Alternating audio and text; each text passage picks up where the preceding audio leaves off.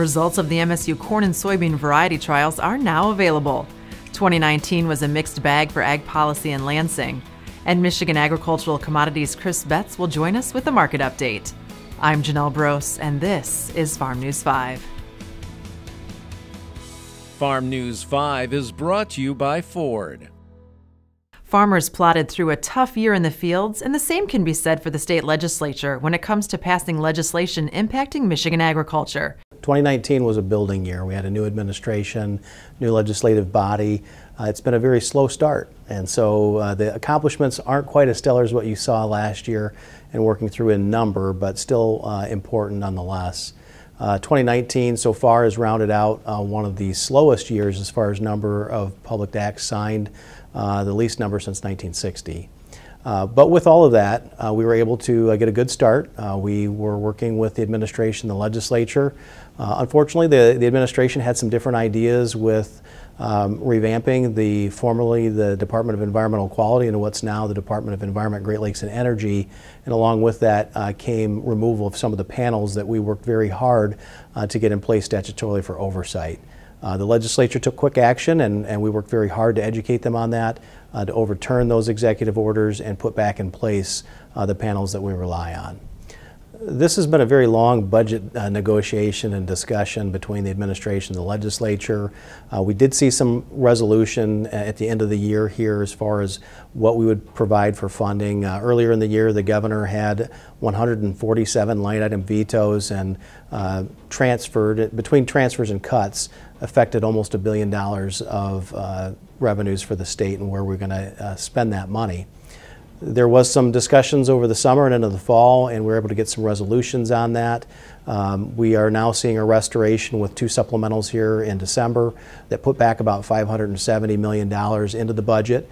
The positives for agriculture means that $500,000 of that will go into the Farm Stress Program administered by Michigan State, and so we see value in that. We continue to work with our partners in the legislature and the governor's office related for ongoing funding for the Michigan Alliance for Animal Agriculture and establishing some baseline dollars for research. Obviously, 2019 was a challenging year for a number of reasons, and providing disaster assistance programs. We have a loan program that was on the books already, activating that with an appropriation. We continue to work through that program to have some resources available to growers here locally, in addition to what's happening at a federal level with USDA.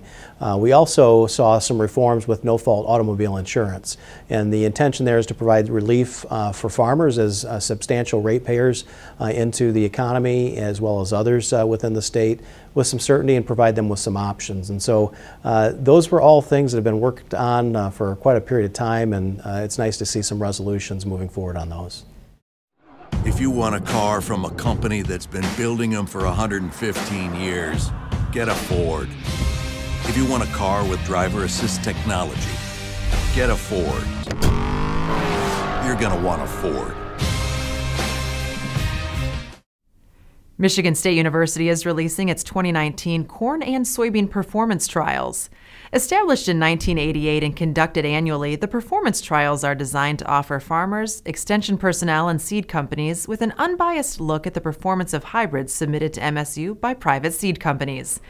This year's soybean performance report includes data on 194 commercial varieties submitted by 21 seed companies.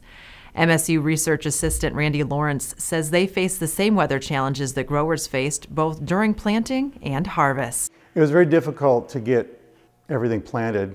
We started off on time at a very good time. We planted a couple plots very early, and those did very well. We continued to plant whenever we could. We were basically planting the same time the growers were. Our cooperators would call us and say, we're planting today, and we would be there. And toward the end, it got to be real difficult because of all the rain that we had, and a couple of our locations didn't get planted. Our cooperators pretty much said by the end of June, they're putting their planter away, they're not going to plant anymore. The data may be kind of questionable when you start planting that late. Is it really representative of a typical year in that area? So we did have a few that didn't get planted. And this year, Harvest was also a little bit of a struggle. It's probably not a surprise that the earlier plantings do better. Ours also yielded higher when we got in early. This is an NIR machine. It shines a light on the bottom of the soybeans through the glass, and using near infrared technology, it will look at the reflectance and it can tell protein and oil, which is what we're looking at with our soybeans. We also use this for the fatty acid profile, like oleic, saturated fat, linolenic, things like that. It can really look at whatever you have the machine programmed for, whatever the calibrations you have it. We have somewhat of a challenge because we have seed coming from so many different seed companies. Sometimes it's coming from winter production because everybody wants to send us their latest and their greatest. So occasionally seeds will come in a little bit late, but we want to be there when the growers are planting their fields, because we want to be there the same time they are. We want to be typical of when they're growing. So of course this year, because the season was dragged out because of all the rain, we had some that got in later. Some of our breeding material and things on campus, that's part of our program, got in fairly late, and not a big surprise they didn't yield as well. We didn't see big increases or decreases running north to south. We go from out into the thumb, across the Saginaw area, over to Allegan, and then down in St. Joseph County, Hillsdale County, Lenawee County. And we get good performance in most areas. Lawrence says there are many new products in the trials this year, including the Enlist and Extend varieties. The 2019 Michigan Soybean and Corn Performance Reports will be distributed at MSU winter meetings and within the December issue of the Michigan Farm News. Data can also be accessed online at varietytrials.msu.edu. Whatever your agribusiness, Foster Swift can help you devise a succession plan that helps you transfer management and ownership of your business the way you intend. Let us help create a plan that meets your specific needs. Learn more at fosterswift.com. A pair of insurance agents in Alpena and Farm Bureau Insurance's Agent Charitable Fund have teamed up to ensure folks in northern Michigan don't have to go without this holiday season. Farm Bureau Insurance agent Bobby Berriger has partnered with the Food Bank of Eastern Michigan to spearhead monthly pop-up food banks to expand access to healthy, nutritious foods that many people otherwise wouldn't be able to get.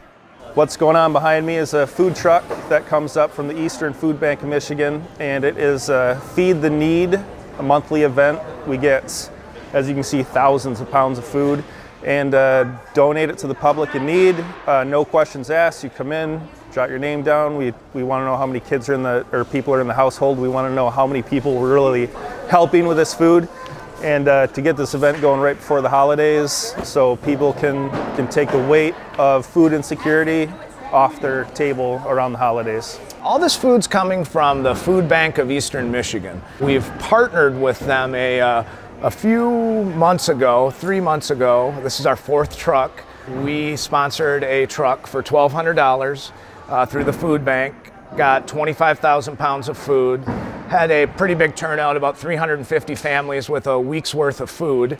And when we were done with it, we thought, you know, that was a pretty impactful thing for our community. We can do more of these. So a small group of us got together and started approaching businesses, and turns out that we now have about 20 months of this.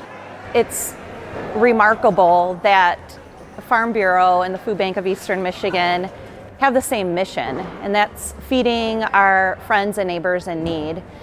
So when Farm Bureau reached out and wanted to be a part of this project, I was so excited that we were able to partner and help our neighbors and get this amount of food out in our community. There's food insecurity all over. 1 in 5 kids suffer from it. So these type of events, when we get all the agents behind it, we get all the agents telling us about their communities, where the trouble is, where we can fix it, and that's what we're doing. And this is what we do. The U.S. House voted Thursday to ratify NAFTA 2.0, better known as the United States-Mexico-Canada Agreement, or USMCA. The trade pact with our neighbors to the north and south is seen as a win for agriculture, especially in the dairy industry. The deal still needs approval from the U.S. Senate, which won't come until early next year. And now with a look at the latest market activity, here is Michigan Ag Commodities' Chris Betts. Thanks, Janelle. Support off the reported Phase 1 trade deal continued on Monday and Tuesday, but rallies have stalled since. The Chinese have been hesitant to commit publicly to the deal as laid out by the administration, which has given the market some pause. The key point for ag commodities is, of course, the reported $40 to $50 billion in ag purchases from the U.S. Rallies have fallen under some technical selling as well, which will have pressured funds to take profits off recent gains heading into the new year. An extension higher will hinge on added fundamental support as traders are settling into the holiday mode. For more market information, go to michag.com. With Michigan Agricultural Commodities, I'm Chris Betts.